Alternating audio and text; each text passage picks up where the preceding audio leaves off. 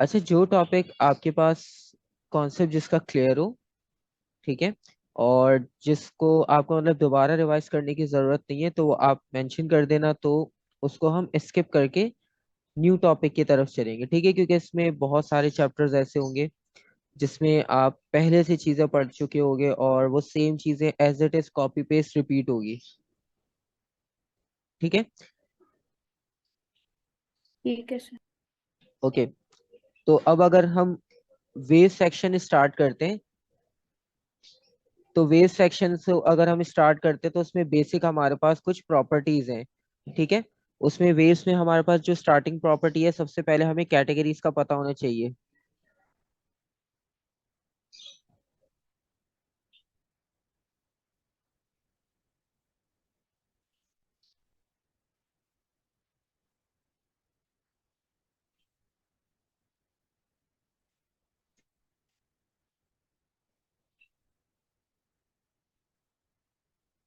ठीक है, हमारे पास ये कैटेगरीज होती हैं बेसिकली वेव्स की, और इन दो कैटेगरीज के बारे में आपको आइडिया होगा कि लॉन्गिट्यूडनल और ट्रांसवर्स में क्या डिफरेंस है। तो लॉन्गिट्यूडनल के बारे में और ट्रांसवर्स में, दोनों में डिफरेंस, दोनों की डेफिनेशंस के बारे में बेसिक आइडिया है आपको। जी सर। ठीक है। लॉन्गिट्यूडनल में क्या होता है कि पार्टिकल्स की वाइब्रेशन जो है वो डायरेक्शन ऑफ वेव्स के बिल्कुल पैरेलल होती है, और ट्रांसवर्स में जो है वो परपेंडिकुलर होती है। ठीक है। इसमें वही सारे कॉन्सेप्ट्स है, वही सारे एग्जांपल्स है जो सेम आप पहले आईजीसीएसई में कर चुके हो। तो सेम आपके पास चीजें आपको पहले से पता होनी चाहिए, और इसके बाद फिर फ्रीक्वेंसी, एम्पलीट्यूड, वेवलेंथ, इन कॉन्सेप्ट्स में कोई कंफ्यूजन? नहीं सर। ठीक है। ठीक है, जिसमें भी कंफ्यूजन आप बता देना, हम दोबारा रिवाइज कर लेंगे, मसला नहीं है। और मैं आपको सिलेबस भी इसका सेंड कर दूंगा, तो उसमें भी आप चेक करना है, सारी चीजें एज इट इज आपके पास पुरानी ही ऐड की हैं। अच्छा, अब इस सेक्शन में इन सब के बाद जो एक न्यू कॉन्सेप्ट आएगा वो है कैथोड रे ऑसिलोस्कोप का।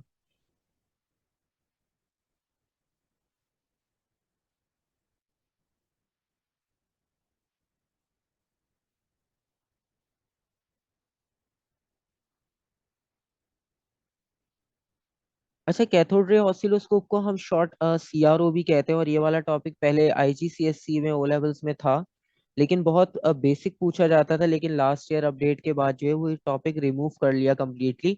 तो शायद आपने भी ये टॉपिक वहां पर नहीं ऑब्जर्व किया, वरना पहले इसके कुछ बेसिक्स आईजीसीएससी और ओ लेवल्स में भी थे। तो एक ये हमारे पास न्यू कॉन्सेप्ट है, और इस कॉन्सेप्ट में बेसिकली होता है कि आपने जिस तरह से कहीं पर हॉस्पिटल में देखा हो या वीडियो क्लिप्स में आपने देखा होगा कि वहां पर जो है वो हार्ट बीट को नोट करने के लिए एक डिवाइस रखी हुई होती है, जिसमें ग्राफ की तरह स्क्रीन होती है, और उसमें जो है वो पल्सेस चल रही होती हैं, ठीक है, वेव्स फॉर्म में।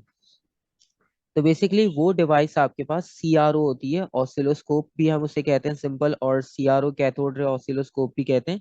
कैथोड रे कहने का रीजन ये है कि जो हमारे ओल्ड टीवीज आते थे उसमें आपने देखा पीछे काफी स्पेस होता था, बॉक्स टाइप वो टीवी होते थे, क्योंकि उसमें जो ट्यूब लगी होती थी वो ग्लास की ट्यूब होती थी, और उसमें से इलेक्ट्रॉन्स एमिट होते थे, तो इस वजह से हम उसे कैथोड रे ट्यूब या कैथोड रे ऑसिलोस्कोप हम कहते हैं।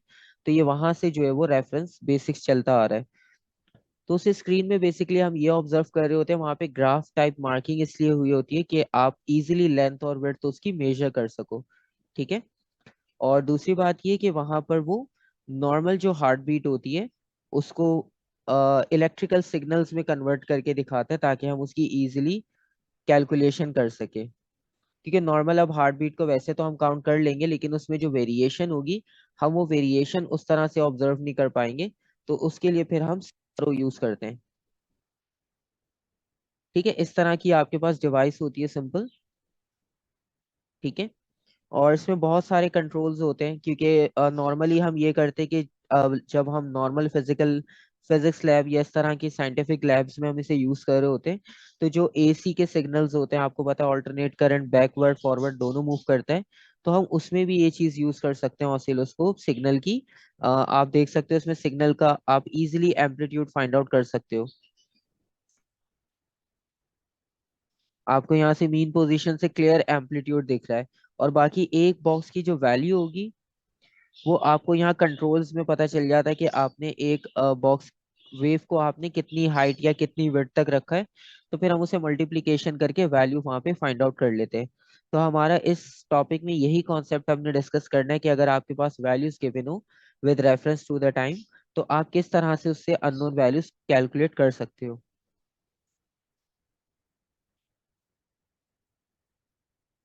तो इसका सबसे बेसिक पर्पस ये है।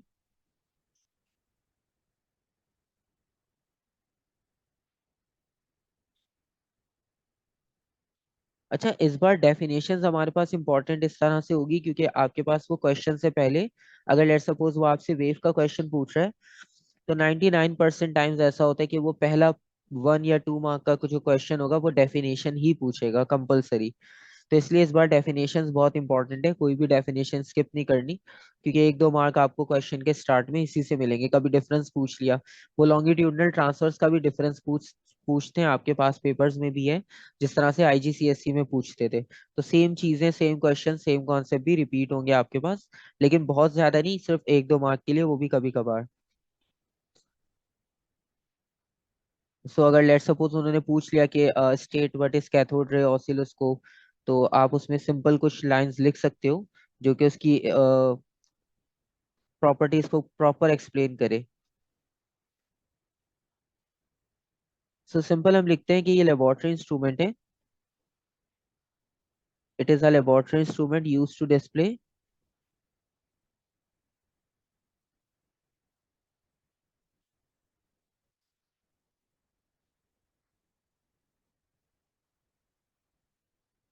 अच्छा, डिस्प्ले तो हो ही रहा है, लेकिन जब हम इसको प्रॉपर यूज कर रहे हो, तो इसका मतलब है हम उसमें से मेजरमेंट्स ले रहे होंगे। और जिस तरह से आपको पता है साइन वेव्स, कॉस वेव्स, इन सब का आपने नाम शायद सुना हो, तो उनका जो ग्राफ होता है, उनकी जो प्रॉपर्टीज होती है, उनको एनालाइज करने के लिए भी हम ये कैथोड रे ऑसिलोस्कोप यूज करते हैं। ठीक है।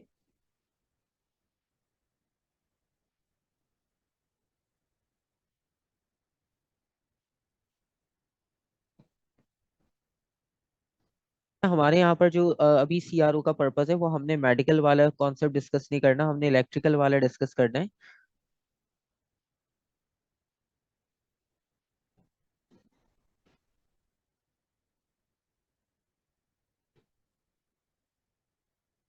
ठीक है, तो हमने इसलिए इलेक्ट्रिकल का रेफरेंस दिया है, क्योंकि जिस तरह से हमें पता है एसी करंट में बैक एंड फोर्थ मूवमेंट होती है, तो वो ट्रांसवर्स वेव बना सकता है इजीली। तो हम एसी करंट को यहाँ पर सिंपल फॉर्म में ऑब्जर्व कर सकते हैं यूजिंग सीआरओ।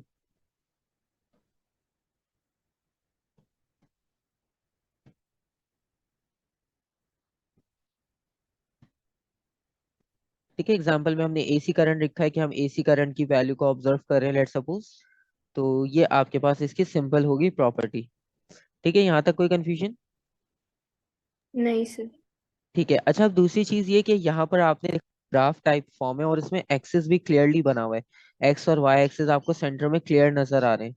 ठीक है, right positive negative, vertical positive, downward negative, चारों तरह के इसमें पॉसिबिलिटीज दी हैं। तो इसका मतलब ये कि इन एक्सिस पे कोई ना कोई क्वांटिटीज भी होंगी। तो बेसिकली होता ये है कि आपके पास तो जो एक्स एक्सिस होगा, आपको पता है एक्स एक्सिस पे हमेशा जो वो इंडिपेंडेंट क्वांटिटी आती है, तो एक्स एक्सिस पे आएगी टाइम की क्वांटिटी,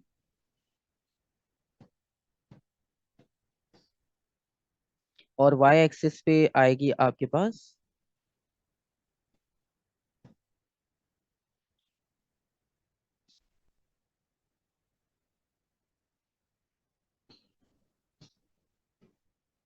वोल्टेज की क्वांटिटी। ठीक है। अच्छा, इस वोल्टेज को हम एक और नाम से भी रिप्रेजेंट करते हैं सम टाइम, और उसको आप लिखते हो वाई गेन।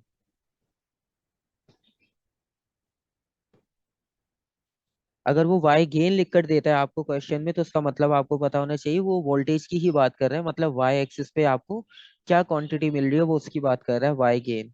ठीक है।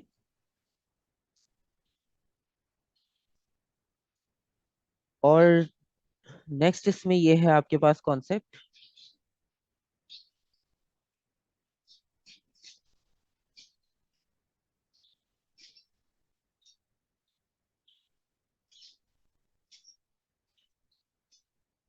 कि हमारे पास जो इसमें टाइम के डिविजन्स होंगे, यानी जिस तरह से पास एक्स एक्सिस पे प्लॉटिंग हुई हुई है। अभी आपको यहाँ पर दिख रहा होगा 1 2 3 4 5, टोटल 10 बॉक्सेस आपको नजर आ रहे हैं यहाँ पर एक्स एक्सिस पे। ठीक है, हॉरिजॉन्टल आप किसी भी हाइट पे कंसिडर कर लो तो आपको 10 बॉक्सेस मिल रहे हैं वहां पर। ठीक है, और अगर आप इसी वेव को कंसिडर करो तो अभी आपको कितनी वेव्स नजर आ रही हैं टोटल? दो। ठीक है, टोटल यहाँ पे 2 वेव्स बन रही है, तो इसका मतलब ये है कि हमें इसका एम्पलीट्यूड भी दिख रहा है और वाई एक्स एक्सिस पे इसका टाइम भी दिख रहा है इजीली। ठीक है, अब इसको हम मेजर इस तरह से करते हैं। नॉर्मली आपके पास डिफरेंट यूनिट्स दिए जाएंगे एग्जाम में, कभी कन्वर्ट करना भी पड़ता है, कभी आपके पास ऑलरेडी कन्वर्टेड यूनिट होता है। तो ये डिपेंड करता है हमारे पास, मतलब हमारे पास जो इसके डिविजन्स होंगे वो इस तरह से गिवन हो सकते हैं। क्योंकि टाइम है, टाइम का तो ऐसा यूनिट सेकंड होगा। सो सेकंड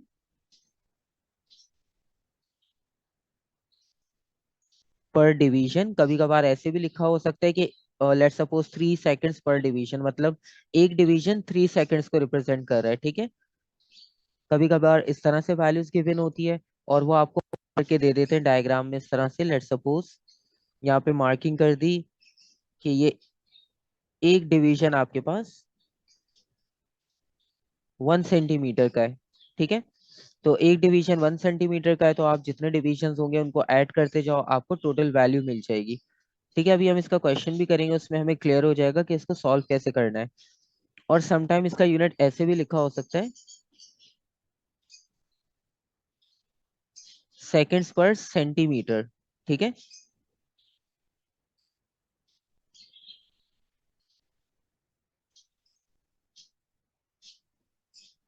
तो कोई भी फॉर्म इसमें गिवन हो सकती है। ठीक है, लेकिन आपको पता होना चाहिए कि हम बात कर रहे हैं टाइम डिविजन्स की, तो टाइम हमारे पास सेकंड में डिवाइड होगा और डिपेंड करेगा हम सेंटीमीटर में कर रहे हैं या डिविजन्स में कर रहे हैं। ठीक है, और लेट्स सपोज अगर हमारे पास टाइम पीरियड की बात हो रही है, क्योंकि आपको पता है टाइम पीरियड होता है एक वेव या एक वाइब्रेशन ऑसिलेशन को कंप्लीट करने का टाइम। अगर हम वो कैलकुलेट कर लेते हैं और आपको फ्रीक्वेंसी कैलकुलेट करने को कहा जाए तो फ्रीक्वेंसी कैसे कैलकुलेट करोगे आप? अगर टाइम पीरियड आपके पास कैलकुलेट हो जाए, वापस। अगर हम टाइम पीरियड कैलकुलेट कर लेते हैं लेट्स एफ सपोज। इज ठीक है, तो आपको पता है फ्रीक्वेंसी और टाइम पीरियड दोनों इनवर्सली प्रोपोर्शनल है।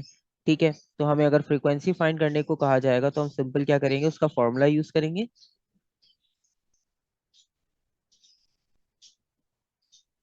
और फ्रीक्वेंसी कैलकुलेट कर लेंगे। ठीक है, अब एक सिंपल सा यहाँ पे क्वेश्चन हम कंसिडर करते हैं, फिर हम देखते हैं कि इसमें वैल्यूज किस तरह से गिवन होंगी।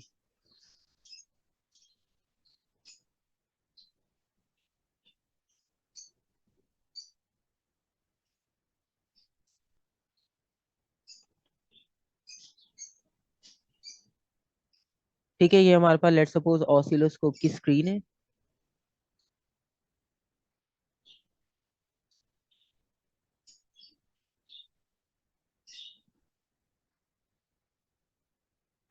ठीक है, इस तरह से हमने यहाँ पर डिविजन्स बना दिए।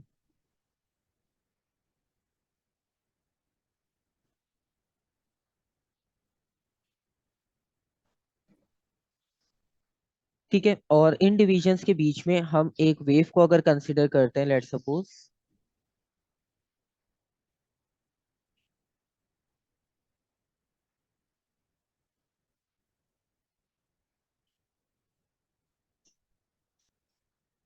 हमारा एक डिवीजन थोड़ा सा बड़ा बन गया है।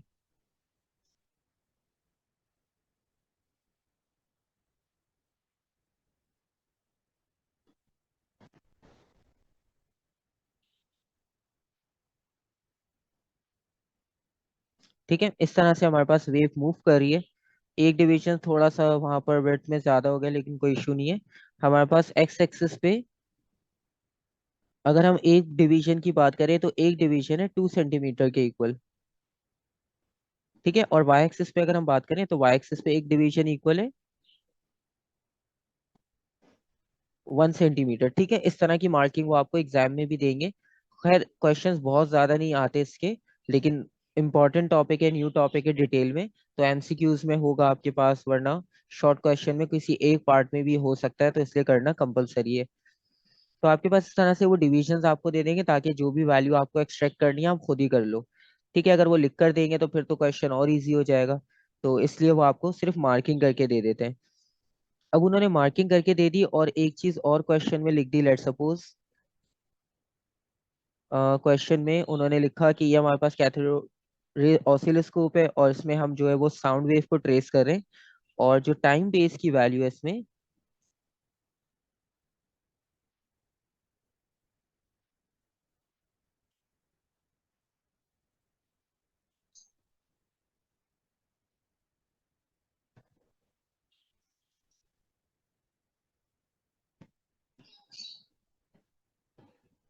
अच्छा, अब ये वैल्यू लिखी हुई है 7 और इसके आगे आपके पास प्रीफिक्स में वैल्यूज लिखी हुई हैं, तो टोटल आपके पास ये क्या वैल्यू बनेगी?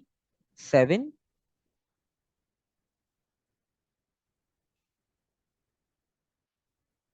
और जो दूसरा सिंबल बना हुआ है वो सिंबल किसको रिप्रेजेंट करेगा?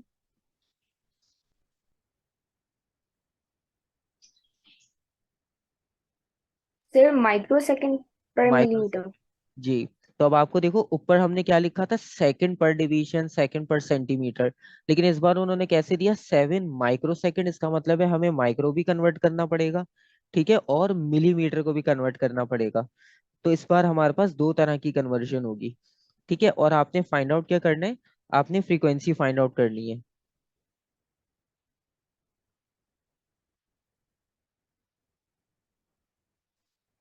अच्छा, कभी कभार ये होता है कि वो आपको सिंपल दे देगा, मतलब 7 सेकेंड पर मीटर सिंपल दे दिया, तो आपकी एक कन्वर्जन जो है वो नहीं करनी पड़ेगी, क्योंकि यूनिट आपके पास टाइम का ऑलरेडी सेकंड्स में है।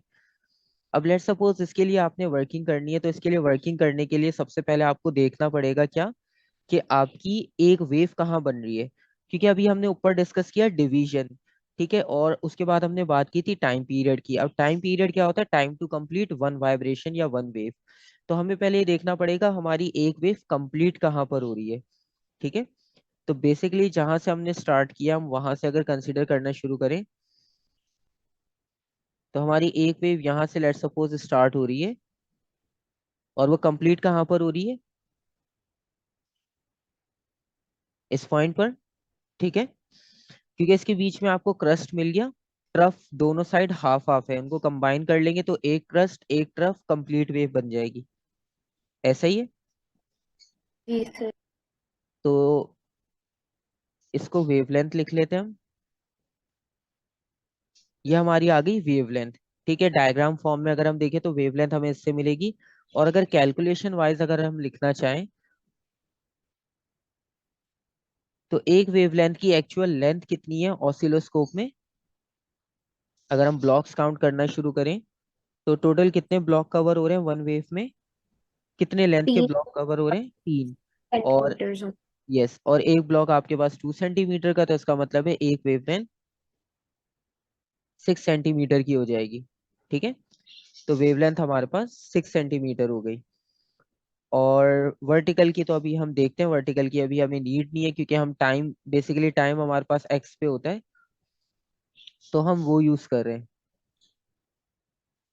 और नेक्स्ट हमारे पास ये कि हमारे पास एक वेव आ गई और 6 सेंटीमीटर है। अब इस 6 सेंटीमीटर को हमें क्या करना पड़ेगा, क्योंकि हमारे पास जो टाइम की वैल्यू दी है ना उन्होंने, वो मिलीमीटर में दी है। तो अगर एक वेव की लेंथ 6 सेंटीमीटर है, तो उसको अगर हम मिलीमीटर में लिखना चाहें ताकि हमारे यूनिट्स एक जैसे हो जाएं, तो हम कैसे लिखेंगे?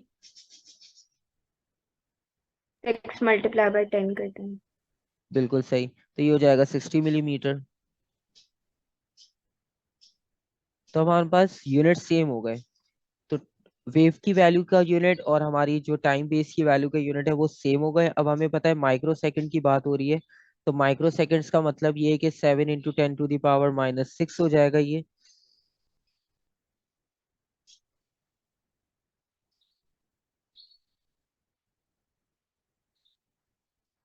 और टाइम पीरियड की अगर हम बात करें,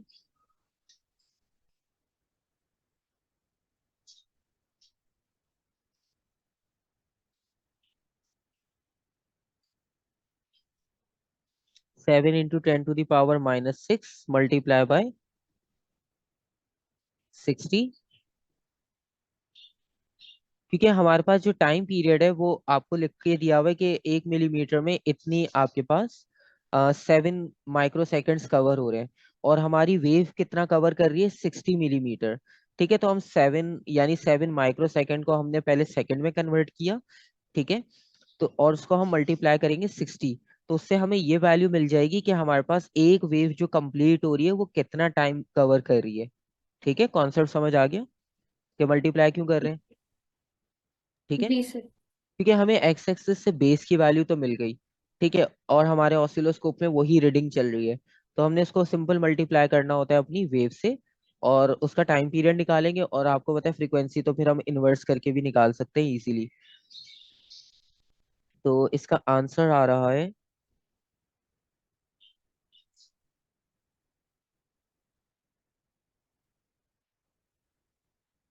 4.2 एक्सपोनेंट -4 सेकेंड। ठीक है, ये वैल्यू आ गई आपके पास टाइम पीरियड की, और यूनिट जो मिलीमीटर दिया हुआ था उसके हिसाब से हमने अपनी वेवलेंथ का यूनिट भी कन्वर्ट कर लिया, तो फिर हमें और कन्वर्जन करने की जरूरत नहीं है। और फाइनली आपने फ्रीक्वेंसी फाइंड आउट करनी है, तो आप फ्रीक्वेंसी भी फाइंड आउट कर सकते हो।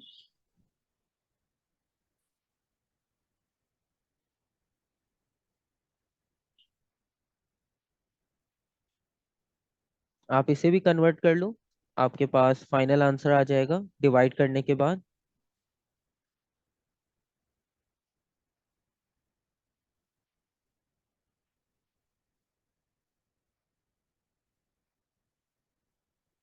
अच्छा, ये तो हमारे पास आंसर हो गया, यहाँ तक कोई कंफ्यूजन नहीं। लेकिन अब सबसे एक इम्पॉर्टेंट चीज ये कि अब एएस में आपके पास जब भी आप आंसर लिखोगे तो उससे सिग्निफिकेंट फिगर्स का बहुत ज्यादा ख्याल रखना है। ठीक है, आपने कोशिश ये करनी है कि जब भी आप आंसर लिखो तो इस चीज को याद रखा कि अपने आंसर को आप 2 सिग्निफिकेंट फिगर्स तक रखो। कभी कभार ऐसा होता है कि वो क्वेश्चन में खुद डिमांड करता है कि आप 3 सिग्निफिकेंट फिगर्स तक रखो, तो वहां पर 3 तक कर देना, वरना आपने ये कोशिश करनी है कि सारे आंसर्स आपके पास 2 सिग्निफिकेंट फिगर्स तक जाएं। इससे ज्यादा, जिस तरह भी ये आंसर लिखा हुआ है ना, अगर इस तरह लिखोगे तो फिर उसमें ये होता है 50-50 चांस होता है, मार्क मिल भी सकता है नहीं भी मिलता। ठीक है, या अगर 3 मार्क का क्वेश्चन था तो वो 1 मार्क डिडक्ट कर लेगा, यूनिट आपने सिग्निफिकेंट सही नहीं लिखा, और बाकी 2 मार्क आपको दे देगा कि वर्किंग और बाकी सब सही था। तो इस वजह से कोई भी रिस्क नहीं लेना आपने। आप सिंपल जो है वो किसी भी आंसर को 2 सिग्निफिकेंट फिगर्स तक राउंड ऑफ कर लेना। ये हो गया। इसको अगर हम 2 सिग्निफिकेंट फिगर्स तक करेंगे, सबसे पहले हम क्या करते हैं, इसको साइंटिफिक नोटेशन में ले आते हैं। डेसिमल को पीछे शिफ्ट करेंगे 4 प्लेसेस, 1 2 3, सॉरी 3 प्लेसेस पीछे लेकर आएंगे, तो आपके पास ये आंसर कैसे कन्वर्ट हो जाएगा, 2.4, ये से राउंड ऑफ कर देगा, सो 2.4 एक्सपोनेंट।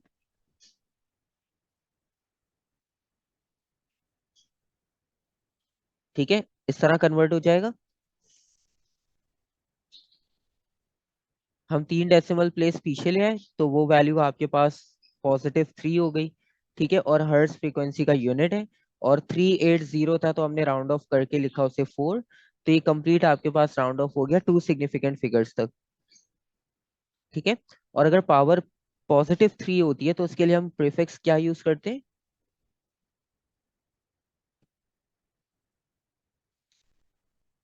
अगर आपके पास 1000 वैल्यू लिखी हो और आपने उसको प्रीफिक्स में लिखना है, तो आप उसकी जगह पे कौन सा प्रीफिक्स यूज करोगे, किलो, मिली, माइक्रो, सर क्वेश्चन। मतलब। अच्छा किलो।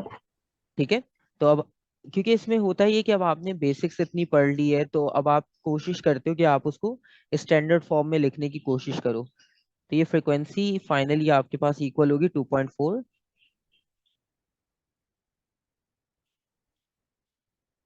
Kilo hertz. क्योंकि आपको याद होगा ऑडिबल रेंज जब हम लिखते थे तो हम 20,000 को 20K हर्ट्स भी लिखते थे। ठीक है, यहाँ तक कोई कंफ्यूजन। नहीं सर। ठीक है। अच्छा, इसके बाद एक आपके पास और न्यू कॉन्सेप्ट है इसी के साथ, इसमें इससे ज्यादा कुछ भी नहीं होगा। बस आपने ये याद रखना है कि सबसे पहले आपने वेव ढूंढी अपनी ऑसिलोस्कोप से, उसको वैल्यू काउंट करके लिखी कि कितने डिवीजन में कितनी वेव्स थी, उनको काउंट करके लिखा। उसका यूनिट और अपने क्वेश्चन के टाइम बेस का यूनिट सेम किया, और बस फाइनली आपने क्या करना है कि उसका टाइम पीरियड निकाल लेना और फ्रीक्वेंसी। ठीक है। और इसके बाद जो एक और न्यू टॉपिक आपके पास इंक्लूड होगा आपके एएस में, इस सेक्शन वेव्स में, वो टॉपिक है आपके पास वेव इंटेंसिटी का। लास्ट टाइम हम पोलराइजेशन डिस्कस कर रहे थे, वो भी हम दोबारा से करेंगे, लेकिन उससे पहले हम इंटेंसिटी को डिस्कस करते हैं।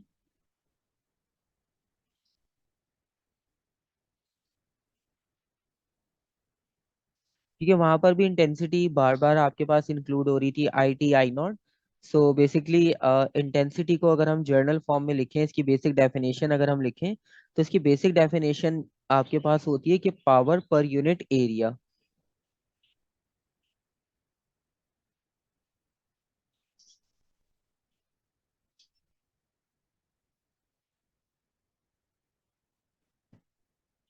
तो पर यूनिट एरिया पर जो भी आपके पास पावर अप्लाई होगी, वो फैक्टर आपको बताएगा इंटेंसिटी का, क्योंकि हम यहाँ पे बात कर रहे हैं वेव्स की, और वेव्स में आपको पता है एनर्जी ट्रांसफर होती है। ठीक है, तो जब एक स्पेसिफिक एरिया पे जितनी एनर्जी ट्रांसफर होगी एक गिवन टाइम में, तो आपको पता है कि transfer of energy per unit time या work done per unit time equal होता है पावर के। हमने वर्क एनर्जी पावर चैप्टर में जो है वो उसका बेसिक्स पढ़ी है, कि rate of doing work is called power, W/T। ठीक है, इसी तरह से जितनी एनर्जी ट्रांसफर होगी आपके पास एक यूनिट टाइम में, तो वो क्वांटिटी होगी पावर की। ठीक है, तो हम उसको सिंपल डिफाइन करते हैं पावर, बजाय इसके कि हम लिखें कि एनर्जी ट्रांसफरिंग पर unit time. So power per unit area आपको डिफाइन करेगा सिंपल इंटेंसिटी। ठीक है।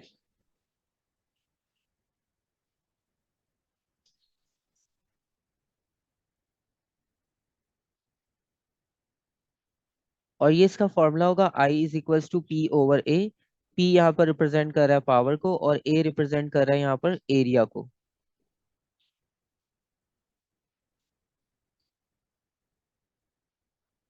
सर आपकी आवाज कट रही है। अच्छा, एक मिनट।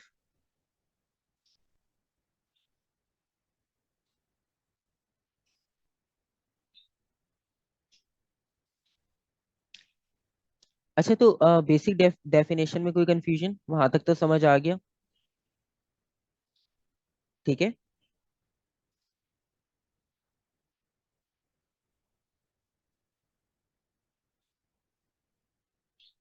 तो बेसिक डेफिनेशन ऑफ इंटेंसिटी में कोई कंफ्यूजन, फॉर्मूला में कोई कंफ्यूजन?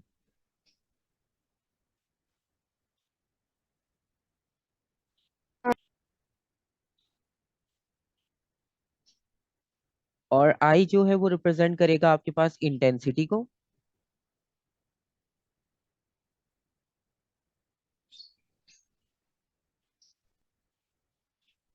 और हमने लास्ट टाइम इसका यूनिट भी डिस्कस किया था, अगर आपको याद हो यूनिट क्या लिखा था हमने, वरना आप क्वांटिटीज देखकर बता सकते हो।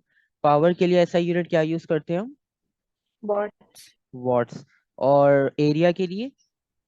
Metre square. Metre square. तो इसका मतलब ये है कि हमारे पास जो इसका ऐसा यूनिट होगा,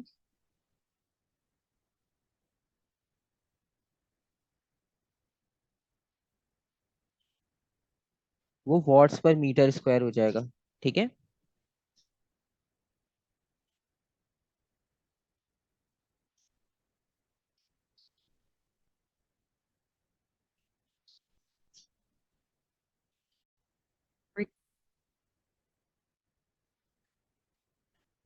तो बेसिकली इंटेंसिटी का जो ऐसे यूनिट है उसका फॉर्मूला है, तो वो हमारे पास पावर पर यूनिट एरिया यानी वॉट पर मीटर स्क्वायर की फॉर्म में।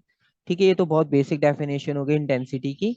और इस तरह से बेसिक क्वेश्चंस तो वैसे वो नहीं पूछते, कभी कभार वो डेफिनेशन जरूर पूछ लेते हैं कि डिफाइन इंटेंसिटी और what is meant by intensity. और इसमें हमने इसके फैक्ट डिस्कस किए थे, मैं वो भी दोबारा से रिवाइज करवा देता हूँ। हमारे पास यहाँ पे दो फैक्टर्स थे।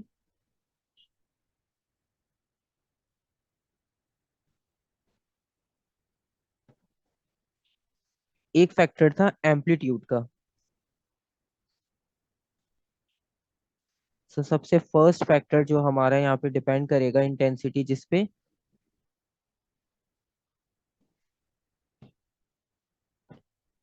वो था एम्पलीट्यूड का स्क्वायर। ठीक है, तो बेसिकली जो हमारे पास इंटेंसिटी है वो डायरेक्टली प्रोपोर्शनल होती है स्क्वायर ऑफ द एम्पलीट्यूड।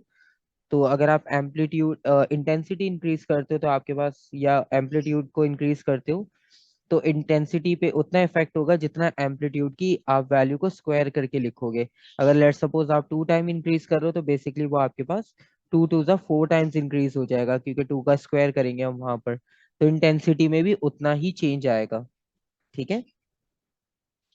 और फ्रिक्वेंसी के साथ भी सेम लिंक है, क्योंकि फ्रिक्वेंसी आप चेंज करोगे, क्योंकि बेसिकली हो क्या रहा है कि एम्पलीट्यूड को जब हम इंक्रीज कर रहे हैं तो हमारे पास greater number of particles, large number of particles जो है वो एरिया से पास हो रहे हैं। ठीक है। अगर छोटा एम्पलीट्यूड होता है तो वेव की हाइट भी कम होती है, तो उसमें नंबर ऑफ पार्टिकल्स भी कम होंगे। ठीक है। तो इसका मतलब ये है कि आपकी वहां पर उतनी एनर्जी, उतनी पावर नहीं होगी। और इन शॉर्ट हम उसको क्या कहते हैं, इंटेंसिटी। मतलब अगर हम एक 60 वॉट का बल्ब लें और एक 100 वॉट का बल्ब लें, ठीक है, तो कौन सा बल्ब ज्यादा ब्राइट होगा, 100 वॉट का। ठीक है। और अगर हम उनकी इंटेंसिटी के बारे में कहें बहुत जर्नल, तो हम ये कहते हैं कि 100 वॉट का जो बल्ब है उसकी इंटेंसिटी 60 वॉट बल्ब से ज्यादा है। ठीक है। तो इंटेंसिटी का मतलब ही ये हुआ कि उसकी जो वेव की एम्पलीट्यूड होगा, उसकी जो फ्रीक्वेंसी होगी, वो आपके पास दोनों में डिफरेंट है। तो इस वजह से हमारे पास इंटेंसिटी जो है वो एम्पलीट्यूड और फ्रीक्वेंसी पे डिपेंड करती है। और दूसरा फैक्टर्स का जो था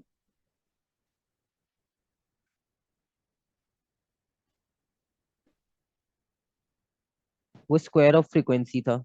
ठीक है।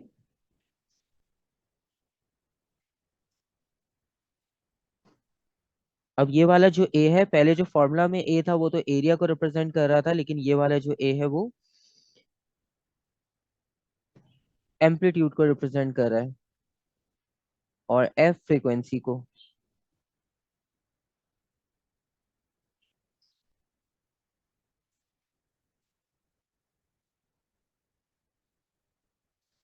ठीक है।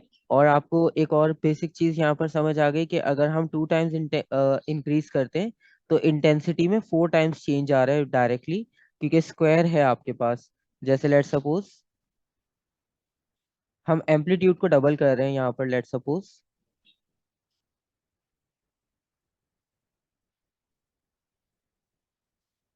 तो एम्पलीट्यूड को डबल करने का मतलब है उस पे स्क्वायर को भी कंसिडर करना पड़ेगा।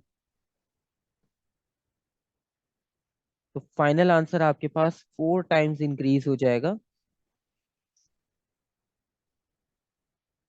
ठीक है। तो इस चीज को भी थोड़ा सा माइंड में रखना है, क्योंकि कभी कभार वो एमसीक्यूज में आपको वैल्यूज देते हैं कि अगर हमने इंटेंसिटी को 2 टाइम्स इंक्रीज किया, फ्रीक्वेंसी को हमने हाफ कर दिया, तो आपके पास इंटेंसिटी पे क्या इफेक्ट आएगा विद एम्पलीट्यूड विद फ्रीक्वेंसी। तो हमें स्क्वायर को माइंड में रखना है कि स्क्वायर भी हमारे पास वहां पर साथ चल रहा है। ठीक है। यहाँ तक कोई कंफ्यूजन? No sir. ठीक है। अच्छा, ये वाला फैक्टर वैसे हमारे पास आपने देखा भी था लास्ट टाइम हमें क्वेश्चन कर रहे थे, उसमें उन्होंने इसका क्वेश्चन किस तरह से पूछा था, वैसे वो लिंक था उसके साथ। तो उसमें मैलूस लॉ और इसको मिलाकर हमने वो सॉल्व किया था, लेकिन आपको पता है कि इसका भी क्वेश्चन वहाँ पे इंक्लूड था। तो अगर आपको इसका आइडिया नहीं होगा तो वहां पर भी आपको सॉल्व करने में प्रॉब्लम होगी, क्योंकि हमें फैक्टर सही से याद नहीं होंगे। ठीक है। और इसके अलावा जो है वो लॉन्गिट्यूडनल की और ट्रांसवर्स की फॉर्मेशन आपको पता है किस तरह से बनाई जाती है। तो ये सारे टॉपिक्स तो आपके पास पुराने ही हैं, इनमें कुछ नया नहीं है। हाँ, एक चीज और है इस बार हमारे पास एएस में। आप जिस तरह से फॉर्मूला डिस्कस करते थे ना, जैसे आपको याद होगा कि रेजिस्टर्स को हम कंबाइन करते थे।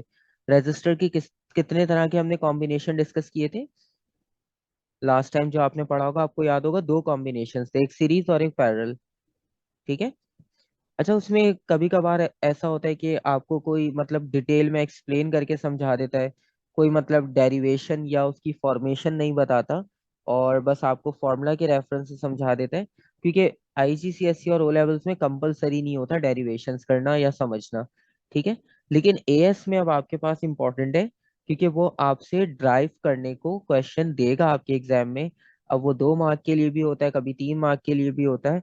और उसमें वो आपको कभी कभार इस तरह से कहता है, लेट सपोज अगर हम इसी चैप्टर के एक टॉपिक की बात करें डेरिवेशन की, तो वो है आपके पास स्पीड ऑफ वेव की।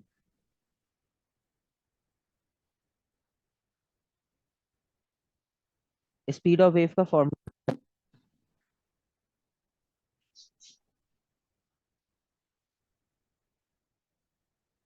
आपको फॉर्मूला अगर याद हो स्पीड ऑफ वेव का, तो स्पीड ऑफ वेव का हम फॉर्मूला क्या यूज करते थे? Wavelength time frequency. जी। अच्छा, अब वो इसको सिंपल या तो लिखकर दे सकता है कि आप इसे ड्राइव करके दिखाओ इस इक्वेशन को, दैट ड्राइव द रिलेशन, और ब्रैकेट में लिख दिया v equals to F lambda. और वो ये भी कह सकते हैं कि drive the speed of sound in terms of, sorry, speed of wave in terms of frequency and wavelength. तो आपको खुद आइडिया होना चाहिए वहां पर कि स्पीड ऑफ साउंड का मतलब, सॉरी, स्पीड ऑफ वेव का मतलब है ये v की बात कर रहा है, और फ्रीक्वेंसी वेवलेंथ यानी कोई ऐसा फॉर्मूला ड्राइव करना है जिसमें तीनों क्वांटिटीज आती हो। ठीक है। तो आपके पास या तो क्वेश्चन इस तरह से होगा कि वो सिंपल लिख देगा कि ड्राइव करना है।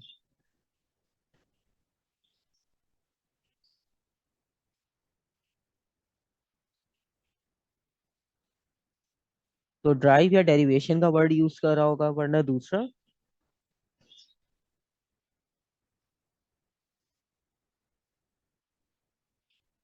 हाँ, वो आपको दूसरी तरह इस तरह से लिख के दे सकते हैं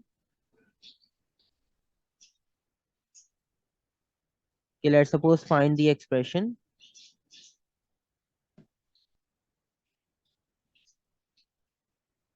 और इक्वेशन भी लिख सकता है जो v से रिलेटेड हो, और इन टर्म्स ऑफ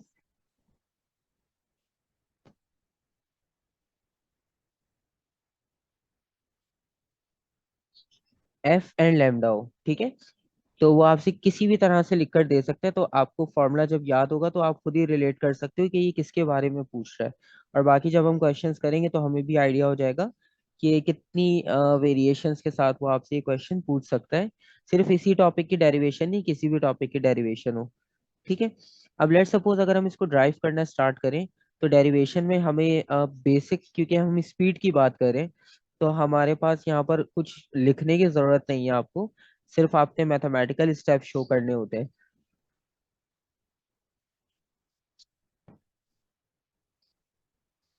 अच्छा, अब जनरल बात हो रही है स्पीड की, अगर हम बेसिक स्पीड का फॉर्मूला देखें तो हमने बेसिक स्पीड का फॉर्मूला क्या पढ़ा है? Distance over time. ठीक है।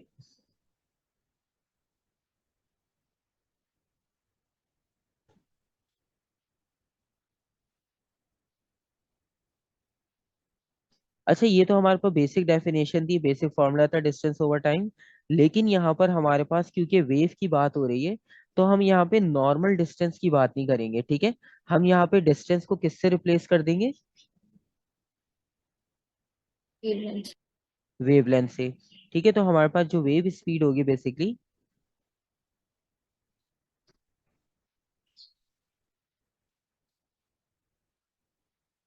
उसमें हम सिंपल वेवलेंथ को कंसीडर करेंगे और टाइम को कंसीडर करेंगे।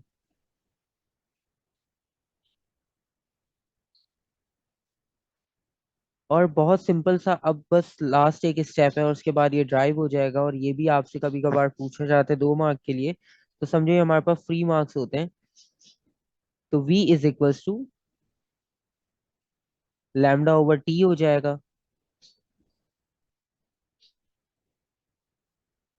और आपको पता है कि यहाँ पर अगर हम एक ओरिजिनल फॉर्मूला देखें, तो ओरिजिनल फॉर्मूला में v equals to F lambda है। तो यहाँ पर f लेकर आना है, तो f की वैल्यू को हम कैसे सब्स्टिट्यूट करेंगे?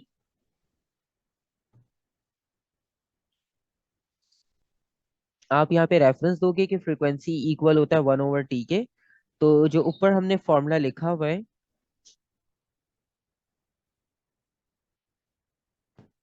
इसमें से अगर हम टी को अलग करके देखें, तो बेसिकली वो 1/t ही लिखा हुआ है। ठीक है। तो हम उसकी जगह पर सिंपल क्या लिख सकते हैं? एफ। तो आपके पास जो फाइनल इक्वेशन होगी, वो फाइनल इक्वेशन ऑटोमेटिक बन जाएगी v equals to F lambda. ठीक है। ये आपकी सिंपल इक्वेशन ड्राइव हो गई। ठीक है, यहाँ तक कोई कंफ्यूजन? No sir. ठीक है। तो डेरिवेशंस भी इस बार हमारे पास इंपॉर्टेंट है, जहाँ डेरिवेशन आएगी वो पूरे कंप्लीट स्टेप्स के साथ करवा दूंगा आपको, ताकि आपको आइडिया हो कि कौन सी डेरिवेशन करनी है और कौन सी नहीं करनी। हर फॉर्मूला की डेरिवेशन नहीं होगी, जिस तरह अभी इंटेंसिटी का फॉर्मूला गया तो उसकी डेरिवेशन नहीं है, क्योंकि वो हमने डिस्कस ही पहली बार किया है, तो वो ऑलरेडी ही आपके पास एक कॉन्सेप्ट है। ठीक है। लेकिन जो हमारे पास प्रीवियस टॉपिक्स जो हम पहले से पढ़ चुके हैं, हाँ उनकी हम डेरिवेशंस परफॉर्म कर सकते हैं, क्योंकि बेसिक तो हमें पता है, उनकी डेरिवेशंस कभी नहीं की, तो हम उनकी डेरिवेशंस को डिस्कस कर सकते हैं इजीली। ठीक है।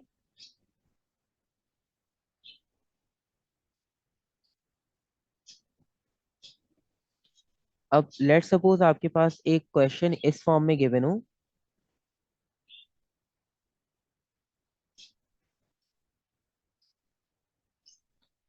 हमारे पास दो वेव्स हों, लेट सपोज।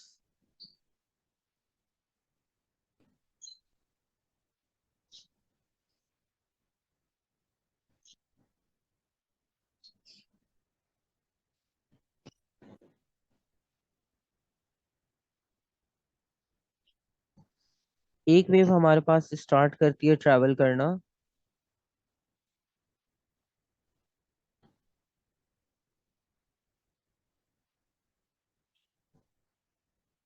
और दूसरी वेव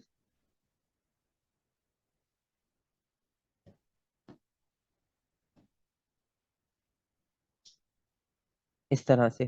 ठीक है। और मार्किंग्स कुछ इस तरह की हैं आपके पास, लेट सपोज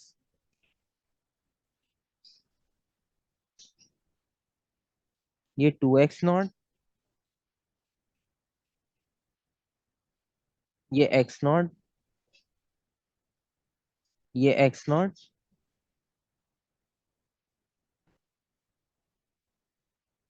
ये पॉइंट t0, ये 2t0 हो जाएगा, और इसी तरह से सेकंड भी जहाँ एक वेव कंप्लीट हो रही है वो t0, सेकंड जहाँ कंप्लीट हो रही है वो टू t0। तो इसका मतलब है y पे हमारे पास जो है वो इसका एम्पलीट्यूड आ गया, और x पे जो है वो उसका टाइम आ गया। ठीक है। और हमें ये पता है कि अब इंटेंसिटी किससे लिंक करती है, हमें स्पीड का फॉर्मूला पता है, हमने जो है वो CRO को भी चेक कर लिया। तो अब देखते हैं कि इसमें आपके पास जो क्वेश्चन है वो क्या डिमांड कर रहा है। अब इसमें अगर लेट सपोज क्वेश्चन हो, ये वाली वेव क्यू हम इसको नाम दे देते हैं, और इसको वेव पी से रिप्रेजेंट करते हैं। और लेट सपोज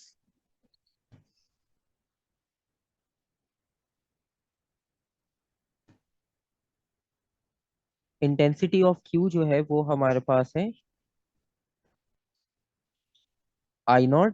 ठीक है, मतलब नंबर नहीं दिया, क्योंकि सारा आपके पास क्वेश्चन जो है वो सिंबल्स की फॉर्म में है। तो इसी तरह उन्होंने सिंबल में एक इंटेंसिटी दे दी कि इंटेंसिटी ऑफ क्यू है लेट सपोज I0। अब वो आपसे पूछ रहे हैं पीक इंटेंसिटी क्या होगी। ठीक है। पीक इंटेंसिटी फाइंड आउट करनी है। अच्छा, अब आपको एक चीज इसमें दिख रही है कि क्यू जो है वो एम्पलीट्यूड में ग्रेटर है पी से। ठीक है।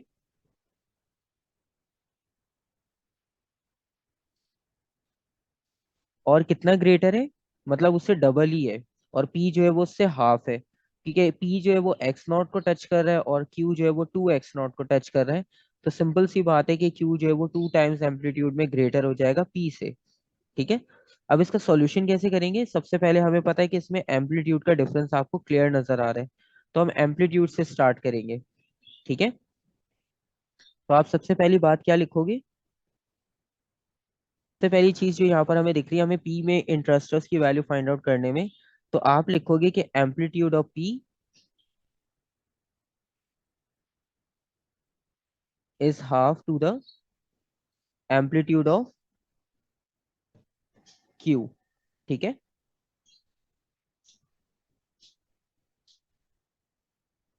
यहाँ तक कोई कंफ्यूजन। नो। ठीक है। अच्छा, अब एक और बात। अब हमने जो बेसिक्स पढ़ी है, बेसिक्स में हमने पढ़ा है कि उसमें तो स्क्वायर होता है। तो इसका मतलब ये है कि ये जो 1/2 है इसको भी हमें क्या करना पड़ेगा, स्क्वायर में लिखना पड़ेगा। तो 1/2 स्क्वायर कर देते हैं, क्योंकि वन का स्क्वायर तो वन ही होगा, उस पर लिखने का हमारे पास कोई फायदा नहीं है। तो 1/2 स्क्वायर हो जाएगा। तो बेसिकली आपके पास जो वेव पी है वो 1/4 टाइम्स है वेव क्यू के। ठीक है, ये कॉन्सेप्ट हमें क्लियर हो गया डायग्राम से। लेकिन अभी भी क्वेश्चन वही है कि इंटेंसिटी अभी भी हमने फाइंड आउट करनी है। अच्छा, दूसरी बात करते हैं हम फ्रीक्वेंसी। अब फ्रीक्वेंसी को अगर हम कंपेयर करें तो फ्रीक्वेंसी किस तरह से है आपके पास, पी की फ्रीक्वेंसी ज्यादा है या क्यू की फ्रीक्वेंसी ज्यादा है या दोनों की सेम है? पी की फ्रीक्वेंसी ज्यादा है क्यू से। ठीक है, क्योंकि आपके पास पी में दो वेव्स बन रही है 2T0 तक, और क्यू में सिर्फ एक ही बन रही है।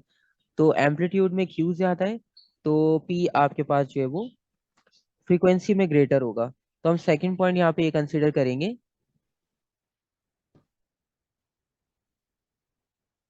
कि frequency of P is twice of frequency of Q.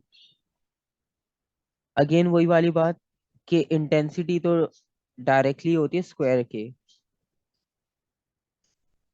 तो हम यहाँ पर भी स्क्वायर कर लेंगे।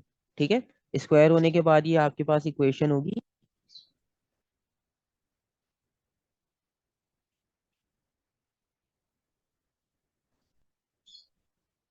कि अगर हम फ्रीक्वेंसी के रेफरेंस से देखें तो वेव पी जो है वो आपके पास 4 टाइम्स है। हम इसको इंटेंसिटी लिख लेते हैं साथ, और यहाँ पर भी लिख लेते हैं इंटेंसिटी, क्योंकि क्यू की इंटेंसिटी तो हमें पता है। तो एम्पलीट्यूड के रेफरेंस से अगर हम बात करें तो वेव पी का जो इंटेंसिटी है वो 1/4 होनी चाहिए with related to the intensity of Q. और अगर हम फ्रीक्वेंसी के रेफरेंस से बात करें तो हमारी जो इंटेंसिटी है वो 4 टाइम्स ग्रेटर होनी चाहिए as compare to the intensity wave Q. ठीक है, लेकिन हमने तो एक ही रिजल्ट निकालना है, हमने दोनों को इंडिविजुअल नहीं निकालना। अब हम इसको सिंपल इंटेंसिटी की इक्वेशन जो है वो हमारे पास उसमें सब्स्टिट्यूट करते हैं, यानी हमारे पास एरिया के डायरेक्टली प्रोपोर्श एम्पलीट्यूड के डायरेक्टली और फ्रीक्वेंसी के डायरेक्टली है, तो दोनों ही डायरेक्टली है, तो ही एक ही लाइन में आ जाएंगे, यानी न्यूमरेटर में आ जाएंगे, डिनोमिनेटर में इस बार कुछ भी नहीं लिखा जाएगा। तो आपके फाइनल इक्वेशन इस तरह से बनेगी कि intensity of P directly proportional है, सबसे पहले हमने लिखा था 1/4, तो 1/4, और दूसरी वैल्यू क्या आई थी, सिर्फ 4,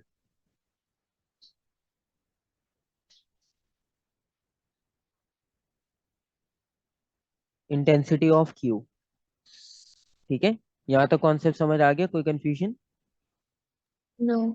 ठीक है, क्योंकि अब दोनों ही डायरेक्टली है ना, तो हमें कुछ शिफ्ट करने की तो जरूरत है नहीं, हमने दोनों नंबर्स को एक साथ लिखा और इंटेंसिटी दोनों में सेम थी, उसको बाहर लिख दिया ब्रैकेट के। तो इसका मतलब ये हुआ कि आपके पास दोनों की इंटेंसिटी किस तरह की है,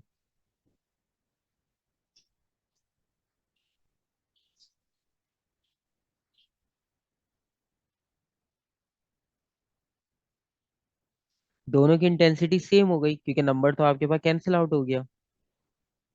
ठीक है, तो इसका मतलब ये हुआ कि आपके पास भले फ्रीक्वेंसी और एम्पलीट्यूड में डिफरेंस हो, लेकिन अगर आपके पास दोनों ऑपोजिट काम कर रहे हो एक दूसरे के, तो इंटेंसिटी सेम भी हो सकती है। ठीक है, सिर्फ एम्पलीट्यूड देखकर ही हम इंटेंसिटी आइडेंटिफाई नहीं करेंगे। अब वेव देखकर हमें लग रहा था कि क्यू की इंटेंसिटी ज्यादा होगी, लेकिन जब हमने फ्रीक्वेंसी को मैच किया तो दोनों की इंटेंसिटी सेम हो गई। ठीक है, क्योंकि आपको पता है आप हाइट में ज्यादा हो जाओ और नंबर्स में कम हो जाओ तब भी नंबर ऑफ पार्टिकल्स उतने ही होंगे जितने आपके पास नंबर्स में ज्यादा होने में और हाइट में कम होने पर है। ठीक है, अब पी की हाइट कम है लेकिन उसकी नंबर ऑफ वेव ज्यादा है, तो वो भी ज्यादा पार्टिकल्स कैरी कर रहे हैं, ज्यादा एनर्जी कैरी कर सकता है।